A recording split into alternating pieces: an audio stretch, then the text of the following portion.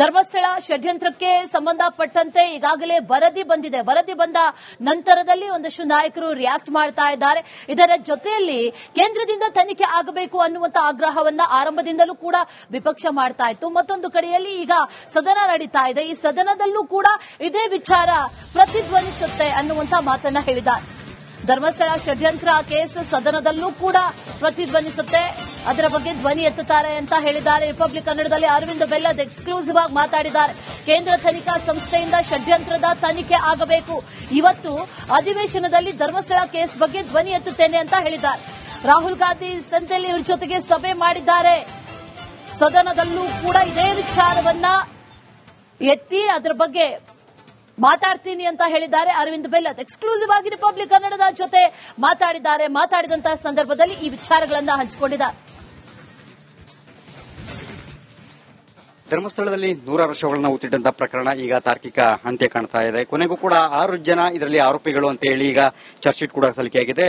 BJP ಕೂಡ ಅದನ್ನ ದೊಡ್ಡ ಮಟ್ಟದಲ್ಲಿ ಹೋರಾಟವಾಗಿ ತೆಗೆದುಕೊಂಡು ಧರ್ಮಸ್ಥಳದ ಉಳಿವಿಗಾಗಿ ಕೂಡ ದೊಡ್ಡ ಮಟ್ಟದಲ್ಲಿ ಹೋರಾಟವನ್ನು ನಡೆಸಿದ್ರು. ನಮ್ಮ ಜೊತೆಗೆ ಬಿಜೆಪಿಯ ವಿರೋಧ ಪಕ್ಷದ ಉಪನಾಯಕರಾದಂತಹ ಅರವಿಂದ್ ಬೆಲ್ಲದ್ ಅವರಿದ್ದಾರೆ. ಅವ್ರನ್ನ ಮಾತಾಡ್ಸೋಣ. ಸರ್, ಈಗ ಧರ್ಮಸ್ಥಳ ಪ್ರಕರಣಕ್ಕೆ ಸಂಬಂಧಪಟ್ಟಂತೆ ಕೊನೆಗೆ ಎಲ್ಲೋ ಒಂದ್ ಕಡೆ ಧರ್ಮಸ್ಥಳ ಸಾಕಷ್ಟು ಆರೋಪಗಳು ಹೊತ್ಕೊಂಡಿದ್ದು, ಆರೋಪದಿಂದ ಮುಕ್ತರಾಗುವಂತಹ ಸಂದರ್ಭ ಬಂದಿದೆ. ತಮ್ಮ ಫಸ್ಟ್ ರಿಯಾಕ್ಷನ್ ಏನ್ ಹೇಳಿದ್ರು? ನೋಡ್ರಿ, ಧರ್ಮಸ್ಥಳದ ಪ್ರಕರಣ ಏನಿತ್ತು ಅದು ಧರ್ಮಸ್ಥಳದ ಪ್ರಕರಣ ಅಲ್ಲ. ಅದು ಸಮಸ್ತ ಹಿಂದೂ ಸಮಾಜದ ಮೇಲೆ, ಹಿಂದೂ ಶ್ರದ್ಧಾ ಕೇಂದ್ರಗಳ ಮೇಲೆ ಆಗ್ತಿರುವಂತಹ ಪ್ರಹಾರದ ಒಂದು ಉದಾಹರಣೆ ಅಷ್ಟೇ. ಈ ರೀತಿ ಹಿಂದೆ ಶಬರಿಮಲೆ ಮೇಲೆ ಕೂಡ ಪ್ರಹಾರ ಮಾಡುವಂತ ಕೆಲಸ ಮಾಡಿದ್ರು, ತಿರುಪತಿ ಮೇಲೆ ಕೂಡ ಅಲ್ಲೇ ತೊಂದರೆ ಮಾಡುವಂತ ಕೆಲಸ ಮಾಡಿದ್ರು. ಇವತ್ತು ಧರ್ಮಸ್ಥಳದಲ್ಲಿ ಆಗೈತಿ. ಈ ಎಡಪಂಥೀಯ ಶಕ್ತಿಗಳೇನದಾವಲ್ಲ, ಅದು ನಮ್ಮ ಹಿಂದೂ ಸಮಾಜದ ಮೇಲೆ, ನಮ್ಮ ಶ್ರದ್ಧೆಯ ಮೇಲೆ, ಸನಾತನ ಧರ್ಮದ ಮೇಲೆ ಪ್ರಹಾರ ಮಾಡುವಂತ ಕೆಲಸ ಇವರು ಮಾಡ್ತಾ ಇದ್ದಾರೆ.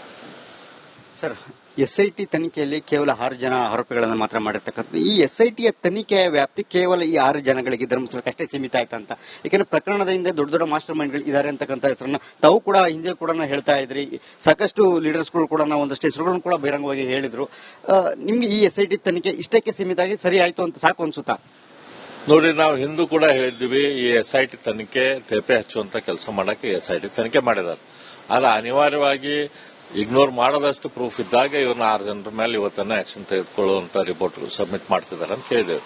ಇದ್ರ ಹಿಂದಿದ್ದಂತ ಶಕ್ತಿ ಯಾರಂತ ಹೇಳಿ ಎಲ್ಲರಿಗೂ ಗೊತ್ತೈತಿ. ರಾಹುಲ್ ಗಾಂಧಿ ಅಂಡ್ ಅವ್ರದ್ದು ಲೆಫ್ಟಿಸ್ಟ್ ಟೀಮು ಇದ್ರ ಹಿಂದಿರುವಂತ ಶಕ್ತಿ. ಆ ಸೆಂಥಿಲ್ ಅಂತೇನು ಹಿಂದೆ ನಮ್ಮ ಮಂಗಳೂರಲ್ಲಿ IAS ಅಧಿಕಾರಿ ಆಗಿದ್ರು, ಈಗ ತಮಿಳುನಾಡಿನಿಂದ ರಾಜ್ಯಸಭಾ MP ಏನಾಗಿದ್ದಾರೆ, ಅವರು ಇವರಿಗೆ ಕರೆದು ಮೀಟಿಂಗ್ ಮಾಡಿದ್ದಾರೆ. ಎಲ್ಲರಿಗೂ ಗೊತ್ತಿದ್ದಂತ ವಿಷಯ. ಇವತ್ತಾದ್ರೆ ಅವ್ರು ಅಲ್ಲಿ ಡೆಲ್ಲಿಗೆ ಹೋಗಿದ್ದು ಪ್ರೂಫ್ ಐತಿ, ಇವ್ರ ಜೊತೆ ಮೀಟಿಂಗ್ ಮಾಡಿದಂತದೈತಿ.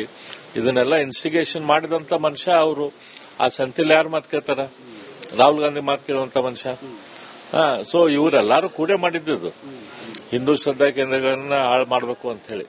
ಆಗಷ್ಟೇ ಈ ಮಾಸ್ಟರ್ ಮೈಂಡ್ಗಳು ಹೊರಬರೋದು ಕೇವಲ ಈ 6 ಜನ ನೆಪ ಅಷ್ಟೇ ಅಂತಕ್ಕಂಥ ಮಾತನ್ನ ಹೇಳಿದ್ದಾರೆ. ನೋಡೋಣ, ಈ ಪ್ರಕರಣ ಕೇವಲ ಚಾರ್ಜ್ ಶೀಟ್ ಸಲ್ಲಿಕೆ ಆಗಿರ್ತಕ್ಕಂತಹ 6 ಜನ ಆರೋಪಿಗಳಷ್ಟೇ ಸೀಮಿತ ಆಗತ್ತಾ ಅಥವಾ ಮತ್ತೆ ಏನಾದರೂ ವಿಸ್ತೃತ ತನಿಖೆಗೆ ಏನಾದರೂ ಸರ್ಕಾರ ಮುಂದಾಗಬಹುದಾ? ಧರ್ಮಸ್ಥಳ ಷಡ್ಯಂತ್ರಕ್ಕೆ ಸಂಬಂಧಪಟ್ಟಂತೆ ಈಗಾಗಲೇ ವರದಿ ಬಂದಿದೆ. ವರದಿ ಬಂದ ನಂತರದಲ್ಲಿ ಒಂದಷ್ಟು ನಾಯಕರು ರಿಯಾಕ್ಟ್ ಮಾಡ್ತಾ ಇದ್ದಾರೆ. ಇದರ ಜೊತೆಯಲ್ಲಿ ಕೇಂದ್ರದಿಂದ ತನಿಖೆ ಆಗಬೇಕು ಅನ್ನುವಂತ ಆಗ್ರಹವನ್ನ ಆರಂಭದಿಂದಲೂ ಕೂಡ ವಿಪಕ್ಷ ಮಾಡ್ತಾ ಇತ್ತು. ಮತ್ತೊಂದು ಕಡೆಯಲ್ಲಿ ಈಗ ಸದನ ನಡೀತಾ ಇದೆ. ಈ ಸದನದಲ್ಲೂ ಕೂಡ ಇದೇ ವಿಚಾರ ಪ್ರತಿಧ್ವನಿಸುತ್ತೆ ಅನ್ನುವಂತ ಮಾತನ್ನ ಹೇಳಿದ್ದಾರೆ. ಧರ್ಮಸ್ಥಳ ಷಡ್ಯಂತ್ರ ಕೇಸ್ ಸದನದಲ್ಲೂ ಕೂಡ ಪ್ರತಿಧ್ವನಿಸುತ್ತೆ, ಅದರ ಬಗ್ಗೆ ಧ್ವನಿ ಎತ್ತುತ್ತಾರೆ ಅಂತ ಹೇಳಿದ್ದಾರೆ. ರಿಪಬ್ಲಿಕ್ ಕನ್ನಡದಲ್ಲಿ ಅರವಿಂದ್ ಬೆಲ್ಲದ್ ಎಕ್ಸ್ಕ್ಲೂಸಿವ್ ಆಗಿ ಮಾತಾಡಿದ್ದಾರೆ. ಕೇಂದ್ರ ತನಿಖಾ ಸಂಸ್ಥೆಯಿಂದ ಷಡ್ಯಂತ್ರದ ತನಿಖೆ ಆಗಬೇಕು. ಇವತ್ತು ಅಧಿವೇಶನದಲ್ಲಿ ಧರ್ಮಸ್ಥಳ ಕೇಸ್ ಬಗ್ಗೆ ಧ್ವನಿ ಎತ್ತುತ್ತೇನೆ ಅಂತ ಹೇಳಿದ್ದಾರೆ. ರಾಹುಲ್ ಗಾಂಧಿ ಸಂತೆಯಲ್ಲಿ ಇವ್ರ ಜೊತೆಗೆ ಸಭೆ ಮಾಡಿದ್ದಾರೆ. ಸದನದಲ್ಲೂ ಕೂಡ ಇದೇ ವಿಚಾರವನ್ನ ಎತ್ತಿ ಅದರ ಬಗ್ಗೆ ಮಾತಾಡ್ತೀನಿ ಅಂತ ಹೇಳಿದ್ದಾರೆ ಅರವಿಂದ್ ಬೆಲ್ಲದ್. ಎಕ್ಸ್ಕ್ಲೂಸಿವ್ ಆಗಿ ರಿಪಬ್ಲಿಕ್ ಕನ್ನಡದ ಜೊತೆ ಮಾತಾಡಿದ್ದಾರೆ. ಮಾತಾಡಿದಂತಹ ಸಂದರ್ಭದಲ್ಲಿ ಈ ವಿಚಾರಗಳನ್ನ ಹಂಚಿಕೊಂಡಿದ್ದಾರೆ. ಧರ್ಮಸ್ಥಳದಲ್ಲಿ 100 ವರ್ಷಗಳನ್ನ ಊತಿಟ್ಟಂತಹ ಪ್ರಕರಣ ಈಗ ತಾರ್ಕಿಕ ಅಂತ್ಯ ಕಾಣ್ತಾ ಇದೆ. ಕೊನೆಗೂ ಕೂಡ 6 ಜನ ಇದರಲ್ಲಿ ಆರೋಪಿಗಳು ಅಂತ ಹೇಳಿ ಈಗ ಚಾರ್ಜ್ ಶೀಟ್ ಕೂಡ ಸಲ್ಲಿಕೆಯಾಗಿದೆ. ಬಿಜೆಪಿ ಕೂಡ ಅದನ್ನ ದೊಡ್ಡ ಮಟ್ಟದಲ್ಲಿ ಹೋರಾಟವಾಗಿ ತೆಗೆದುಕೊಂಡು ಧರ್ಮಸ್ಥಳದ ಉಳಿವಿಗಾಗಿ ಕೂಡ ದೊಡ್ಡ ಮಟ್ಟದಲ್ಲಿ ಹೋರಾಟವನ್ನು ನಡೆಸಿದ್ರು. ನಮ್ಮ ಜೊತೆಗೆ ಬಿಜೆಪಿಯ ವಿರೋಧ ಪಕ್ಷದ ಉಪನಾಯಕರಾದಂತಹ ಅರವಿಂದ್ ಬೆಲ್ಲದ್ ಅವರಿದ್ದಾರೆ. ಅವ್ರನ್ನ ಮಾತಾಡ್ಸೋಣ. ಸರ್, ಈಗ ಧರ್ಮಸ್ಥಳ ಪ್ರಕರಣಕ್ಕೆ ಸಂಬಂಧಪಟ್ಟಂತೆ ಕೊನೆಗೆ ಎಲ್ಲೋ ಒಂದ್ ಕಡೆ ಧರ್ಮಸ್ಥಳ ಸಾಕಷ್ಟು ಆರೋಪಗಳು ಹೊತ್ಕೊಂಡಿದ್ದು, ಆರೋಪದಿಂದ ಮುಕ್ತರಾಗುವಂತಹ ಸಂದರ್ಭ ಬಂದಿದೆ. ತಮ್ಮ ಫಸ್ಟ್ ರಿಯಾಕ್ಷನ್ ಏನ್ ಹೇಳಿದೆ? ನೋಡ್ರಿ, ಧರ್ಮಸ್ಥಳದ ಪ್ರಕರಣ ಏನಿತ್ತು ಅದು ಧರ್ಮಸ್ಥಳದ ಪ್ರಕರಣ ಅಲ್ಲ. ಅದು ಸಮಸ್ತ ಹಿಂದೂ ಸಮಾಜದ ಮೇಲೆ, ಹಿಂದೂ ಶ್ರದ್ಧಾ ಕೇಂದ್ರಗಳ ಮೇಲೆ ಆಗ್ತಿರುವಂತಹ ಪ್ರಹಾರದ ಒಂದು ಉದಾಹರಣೆ ಅಷ್ಟೆ. ಈ ರೀತಿ ಹಿಂದೆ ಶಬರಿಮಲೆ ಮೇಲೂ ಕೂಡ ಪ್ರಹಾರ ಮಾಡುವಂತ ಕೆಲಸ ಮಾಡಿದ್ರು, ತಿರುಪತಿ ಮೇಲೆ ಕೂಡ ಅಲ್ಲೇ ತೊಂದರೆ ಮಾಡುವಂತ ಕೆಲಸ ಮಾಡಿದ್ರು. ಇವತ್ತು ಧರ್ಮಸ್ಥಳದಲ್ಲಿ ಆಗೈತಿ. ಈ ಎಡಪಂಥೀಯ ಶಕ್ತಿಗಳೇನದಾವಲ್ಲ, ಅದು ನಮ್ಮ ಹಿಂದೂ ಸಮಾಜದ ಮೇಲೆ, ನಮ್ಮ ಶ್ರದ್ಧೆಯ ಮೇಲೆ, ಸನಾತನ ಧರ್ಮದ ಮೇಲೆ ಪ್ರಹಾರ ಮಾಡುವಂತ ಕೆಲಸ ಇವರು ಮಾಡ್ತಾ ಇದ್ದಾರೆ. ಸರ್, ಎಸ್ಐಟಿ ತನಿಖೆಯಲ್ಲಿ ಕೇವಲ 6 ಜನ ಆರೋಪಿಗಳನ್ನು ಮಾತ್ರ ಮಾಡಿರ್ತಕ್ಕಂಥ ಈ ಎಸ್ಐಟಿಯ ತನಿಖೆಯ ವ್ಯಾಪ್ತಿ ಕೇವಲ ಈ 6 ಜನಗಳಿಗೆ ಧರ್ಮಸ್ಥಳಕ್ಕಷ್ಟೇ ಸೀಮಿತ ಆಯ್ತಂತ. ಯಾಕಂದ್ರೆ ಪ್ರಕರಣದ ಹಿಂದೆ ದೊಡ್ಡ ದೊಡ್ಡ ಮಾಸ್ಟರ್ ಮೈಂಡ್ಗಳು ಇದ್ದಾರೆ ಅಂತಕ್ಕಂಥ ಹೆಸರನ್ನ ತಾವು ಕೂಡ ಹಿಂದೆ ಕೂಡ ಹೇಳ್ತಾ ಇದ್ರಿ. ಸಾಕಷ್ಟು ಲೀಡರ್ಸ್ಗಳು ಕೂಡ ಒಂದಷ್ಟು ಹೆಸರುಗಳನ್ನು ಕೂಡ ಬಹಿರಂಗವಾಗಿ ಹೇಳಿದ್ರು. ನಿಮ್ಗೆ ಈ ಎಸ್ಐಟಿ ತನಿಖೆ ಇಷ್ಟಕ್ಕೆ ಸೀಮಿತ ಆಗಿ ಸರಿ ಆಯ್ತು ಅಂತ ಸಾಕು ಅನ್ಸುತ್ತಾ? ನೋಡಿ, ನಾವು ಹಿಂದೂ ಕೂಡ ಹೇಳಿದ್ವಿ ಈ ಎಸ್ಐಟಿ ತನಿಖೆ ತೇಪೆ ಹಚ್ಚುವಂತ ಕೆಲಸ ಮಾಡಕ್ಕೆ ಎಸ್ಐಟಿ ತನಿಖೆ ಮಾಡಿದ್ದಾರೆ. ಆದ್ರೆ ಅನಿವಾರ್ಯವಾಗಿ ಇಗ್ನೋರ್ ಮಾಡದಷ್ಟು ಪ್ರೂಫ್ ಇದ್ದಾಗ ಇವ್ರನ್ನ 6 ಜನರ ಮೇಲೆ ಇವತ್ತನ್ನ ಆಕ್ಷನ್ ತೆಗೆದುಕೊಳ್ಳುವಂತ ರಿಪೋರ್ಟ್ ಸಬ್ಮಿಟ್ ಮಾಡ್ತಿದ್ದಾರೆ ಅಂತ ಕೇಳಿದ್ದೇವೆ. ಇದ್ರ ಹಿಂದೆ ಇದ್ದಂತ ಶಕ್ತಿ ಯಾರಂತ ಹೇಳಿ ಎಲ್ಲರಿಗೂ ಗೊತ್ತೈತಿ. ರಾಹುಲ್ ಗಾಂಧಿ ಅಂಡ್ ಅವ್ರದ್ದು ಲೆಫ್ಟಿಸ್ಟ್ ಟೀಮು ಇದ್ರ ಹಿಂದಿರುವಂತ ಶಕ್ತಿ.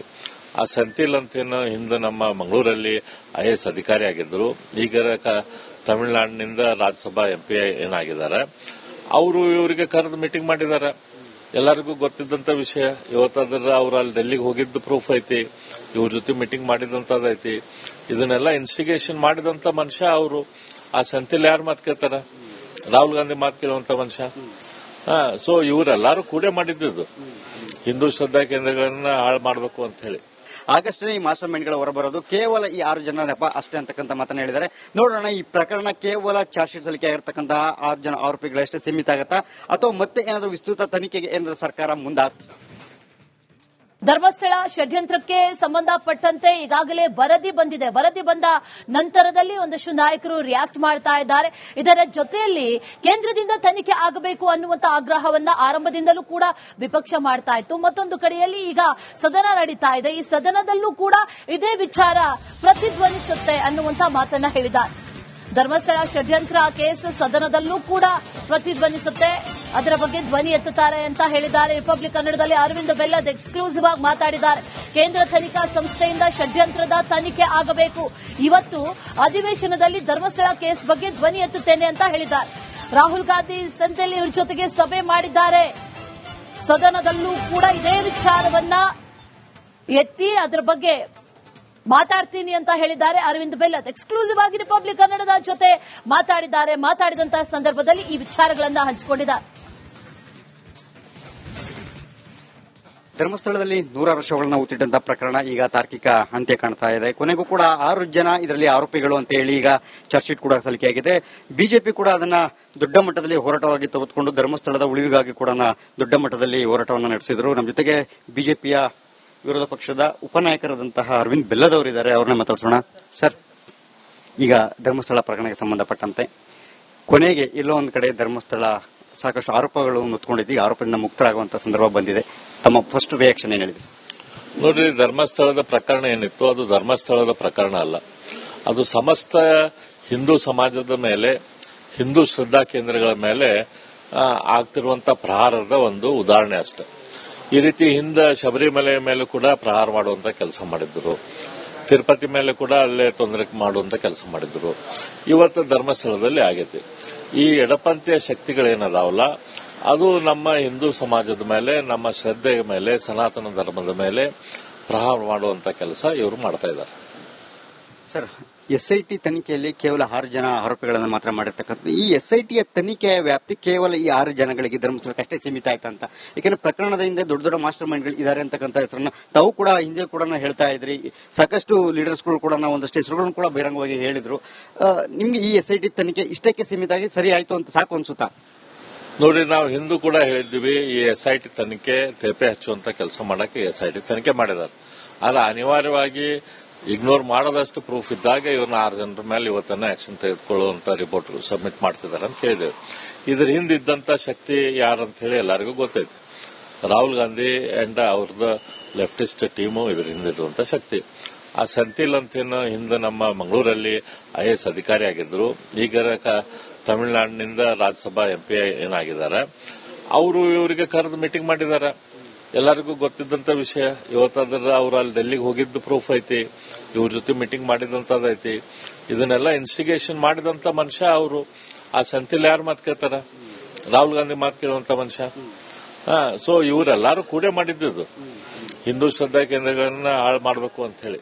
ಆಗಷ್ಟೇ ಈ ಮಾಸ್ಟರ್ ಮೈಂಡ್ಗಳು ಹೊರಬರೋದು ಕೇವಲ ಈ 6 ಜನ ನೆಪ ಅಷ್ಟೇ ಅಂತಕ್ಕಂಥ ಮಾತನ್ನ ಹೇಳಿದ್ದಾರೆ. ನೋಡೋಣ ಈ ಪ್ರಕರಣ ಕೇವಲ ಚಾರ್ಜ್ ಶೀಟ್ ಸಲ್ಲಿಕೆ ಆಗಿರ್ತಕ್ಕಂತಹ 6 ಜನ ಆರೋಪಿಗಳಷ್ಟೇ ಸೀಮಿತ ಆಗತ್ತಾ ಅಥವಾ ಮತ್ತೆ ಏನಾದರೂ ವಿಸ್ತೃತ ತನಿಖೆಗೆ ಏನಾದರೂ ಸರ್ಕಾರ ಮುಂದಾಗಬಹುದಾ ಅನ್ನೋದನ್ನ